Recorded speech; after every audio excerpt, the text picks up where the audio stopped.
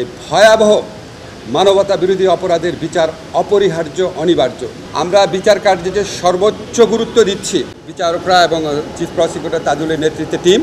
তো আমাদের পূর্ত মন্ত্রণালয়, গৃহায়ন ও পূর্ত মন্ত্রণালয়ের মাননীয় মন্ত্রী আদিলুর রহমান খান, আমাদের উপদেষ্টা আদিলুর রহমান খান, আমাদের যে পূর্ত সচিব আছেন, আমাদের চিফ ইঞ্জিনিয়ার আছেন, ওনারা প্রায় একটা অসম্ভবকে সম্ভব করেছিলেন।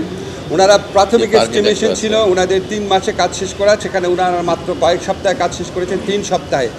আজকে আমরা যে দ্বিতীয় ভবন আছে, দ্বিতীয় যে ট্রাইব্যুনালটা আছে, দ্বিতীয় ট্রাইব্যুনালটা এই ভবনে পার্মানেন্টলি যেন উঠে আসতে পারে, এটা লক্ষ্যে নির্মাণ কাজ শুরু হয়েছিল, সেই কাজটা আছে কমপ্লিশন হয়েছে।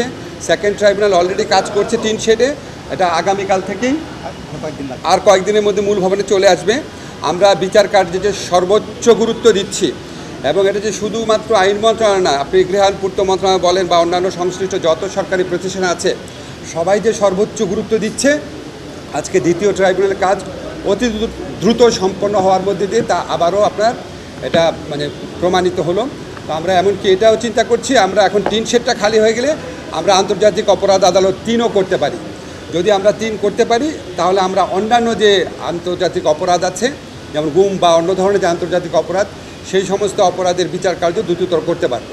তো আমরা শুধু একটু বলে আমি শেষ করছি যে আমাদের টিম, আমাদের তদন্ত টিম আছে, আমাদের প্রসিকিউশন টিম আছে, আমাদের বিচারকরা আছে, ওনারা রাউন্ড দ্য ক্লক কাজ করছেন, প্রচণ্ড আপনার ডেডিকেশন, পরিশ্রম নিয়ে কাজ করছেন।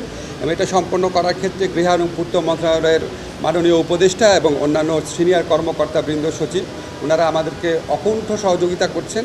দেশের স্বার্থে, আমাদের গণতন্ত্র পুনরুদ্ধারের স্বার্থে, আমাদের যে ন্যায় বিচার আছে, আইনের শাসন আছে, মানবাধিকার আছে, এটাকে সুপ্রতিষ্ঠিত করার স্বার্থে আমাদের যে জুলাই গণ অভ্যুত্থানকালে যে আমাদের 1000-এরও বেশি ছাত্র জনতাকে হত্যা করা হয়েছে এবং হাজার হাজার মানুষকে পার্মানেন্টলি পঙ্গু করা হয়েছে, এই ভয়াবহ মানবতা বিরোধী অপরাধের বিচার অপরিহার্য, অনিবার্য।